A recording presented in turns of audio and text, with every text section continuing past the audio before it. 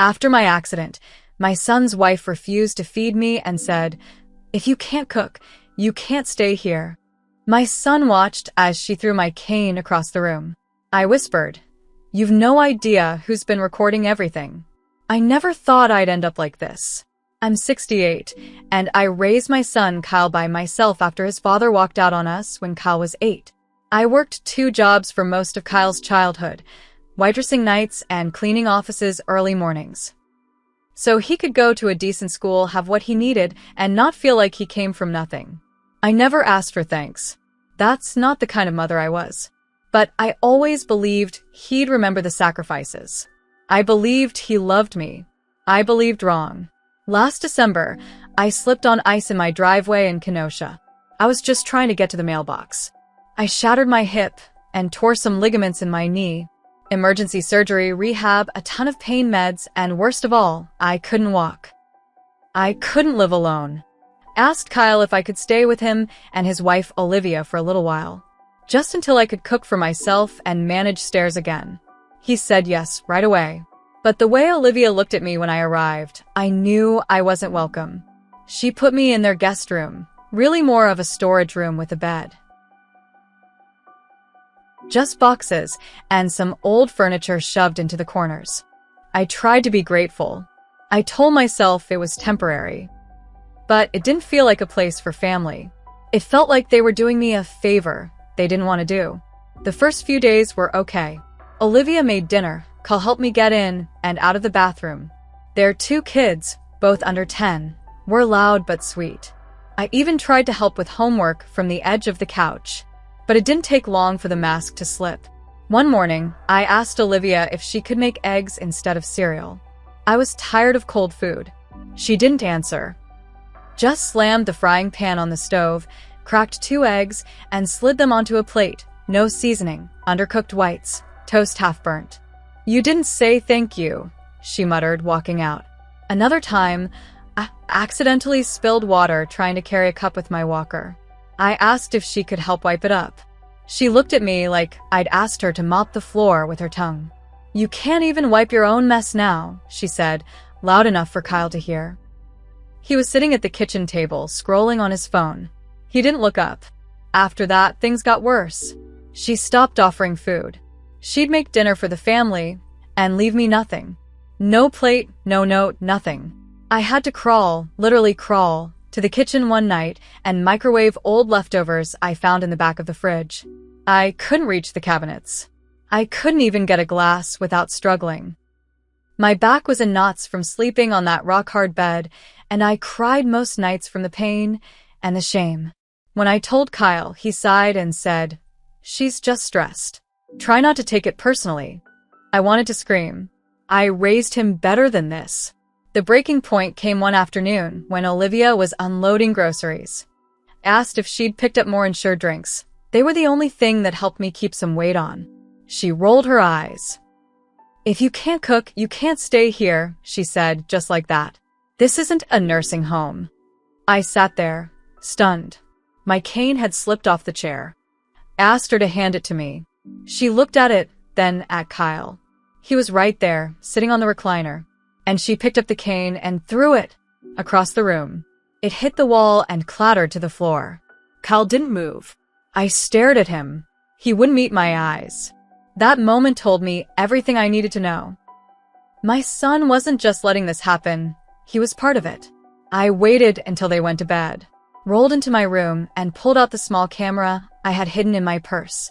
A nurse had told me months ago that elder abuse is more common than people think.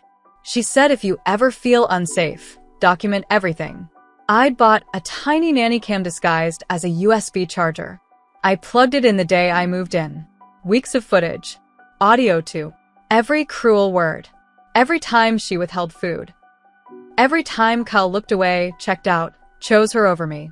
The next morning, Olivia shoved a cold piece of toast onto a paper plate and walked out. No coffee. No good morning. I looked up at her and whispered, "You've no idea who's been recording everything." She froze. She thought I was weak, but she had no clue what I was about to do. After I told her about the recordings, Olivia just stared at me for a few seconds. Then she laughed. A short, fake laugh like I was some senile old woman making things up. She leaned in close and whispered, "No one's going to care what an old cripple says. Try me." I didn't say another word. I wasn't going to argue with someone like her. That's what she wanted: drama, attention, a fight she could twist around and use against me. I just took the toast, forced down half of it, and waited. That day, I emailed myself copies of the footage. I sent backups to an old friend of mine, Patricia, who worked part-time for a family law attorney in Milwaukee. I told her everything. She called me immediately. "Marla, this is abuse," she said. "I can walk this into the DA's office today." But I wasn't ready yet. I needed to be smart. Olivia thought I was weak and alone. She didn't know I had someone like Patricia in my corner. She didn't know I'd been documenting every word and date, writing everything down in a spiral notebook since my second week there. Times, meals skipped, medications withheld, names of doctors, names of people who saw bruises from me falling alone because no one helped. And Kyle? My own son? He made it worse by pretending nothing was wrong. That weekend, I overheard them in the kitchen. Olivia was mad about something, probably the kids' schedules or bills. Kyle said, "It'd be a lot easier if your mother actually helped around here." My heart sank. She replied, "Your mother is dead weight. You know it. I know it. The only reason she's still here is because she's good at making you feel guilty." I couldn't eat for 2 days after that. They started leaving me alone for longer stretches, hours at a time. Sometimes they didn't tell me they were leaving, just left the kids with tablets and locked the front door. Once, the younger one, Lily, asked me if I could help her with something in the backyard. I had to tell her I couldn't get down the steps. She said, "Mom says you just don't want to try." I felt like I was rotting in that room, like they were slowly trying to make me disappear. I started emailing other people Kyle had cut off over the years. His old high school friend Marcus, his Aunt Dee on his dad's side. They all replied quickly once I told them what was going on. Apparently, this wasn't the first time Kyle had turned cold. Olivia had isolated him from most of his old life, they said. Even family. One day, Kyle came into my room and shut the door behind him. He looked nervous. "Mom, did you say something to Dee?" he asked. I looked him in the eyes. I told her the truth. He rubbed his face. "You can't just say things like that. People don't understand the stress we're under." I didn't answer.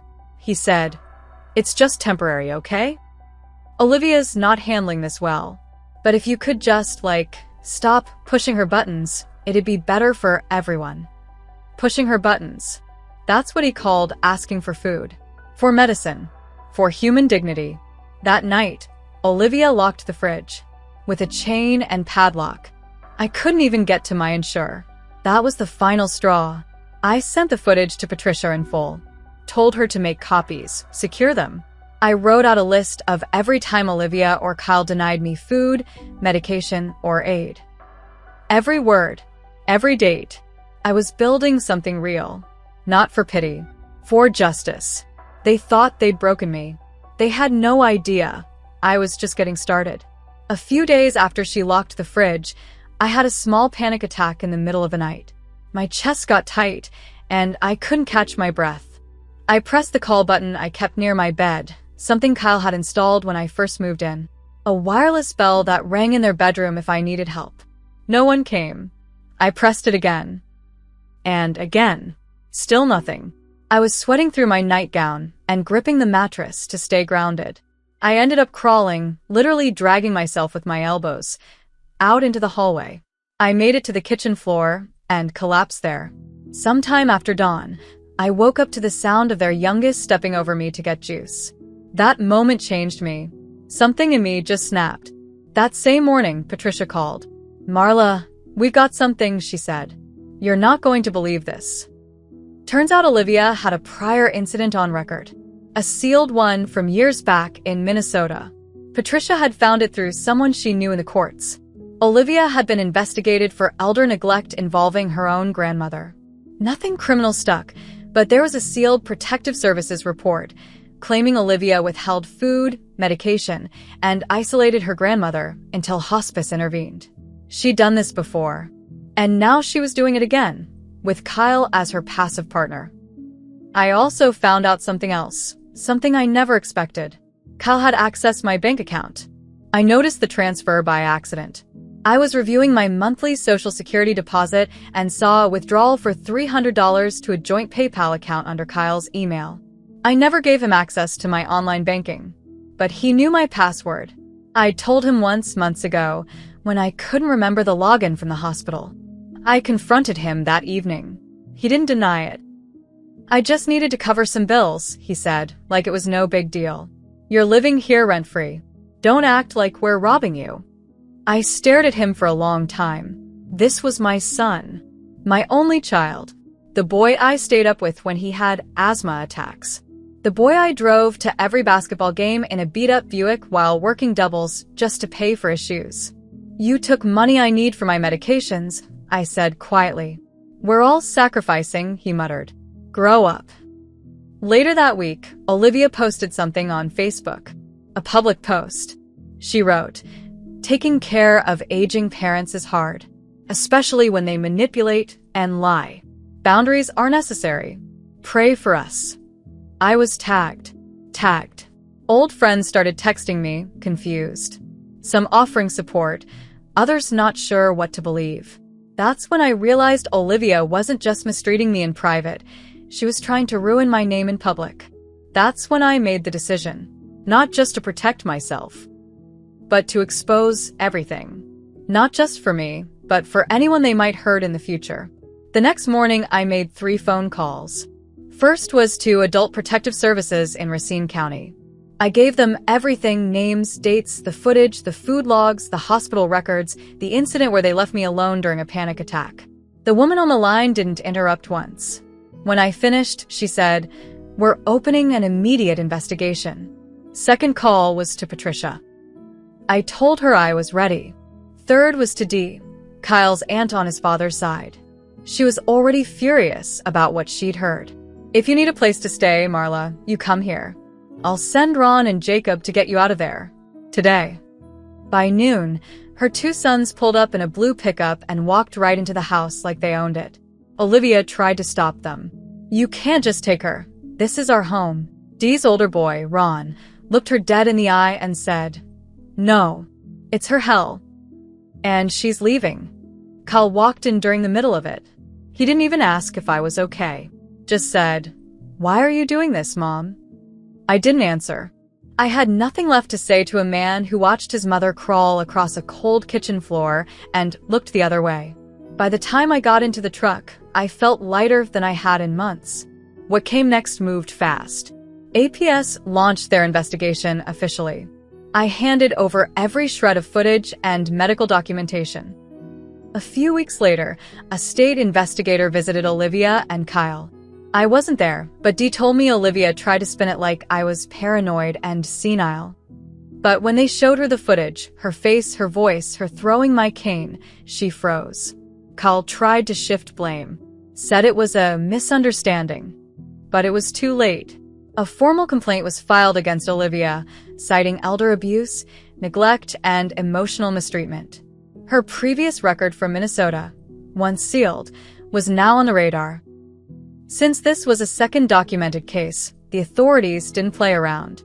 They took her kids for a temporary evaluation. That hurt me. I didn't want them caught in the middle. But I knew they were already being hurt in ways no one could see. They needed protection too. Then came the financial part. Patricia connected me with a civil attorney. We sued Kyle for financial exploitation. The $300 was just the beginning. He'd taken over $3,000 over the course of 2 months, all without my consent. The bank logs were clear. He'd used my Social Security for groceries, bills, and even a gaming console. We won the case. Kyle was ordered to pay full restitution with interest, and the judge assigned a court-appointed fiduciary to oversee his finances for a year. The real revenge? He lost his job 2 months later. Not because of me, but because the HR department got wind of the court case. He worked in finance. They didn't want that kind of liability. And Olivia? She lost custody of the kids. At least for a while. Her manipulation and emotional abuse were enough to get a protective order issued. The children were placed temporarily with her cousin, who lived 2 towns over. She was banned from unsupervised contact until she completed a full parental review, therapy, and compliance checks from the state. I never saw either of them in person again. I stayed with Dee for a while. Eventually, I got into a nice senior living apartment, small, quiet, and mine. I cook my own meals again. I walk with a cane, but I walk with my head high. I didn't just survive. I made them answer for everything. People say revenge isn't healthy, that you should forgive and move on. I disagree. Sometimes justice is revenge. And sometimes it's the only thing that makes healing possible.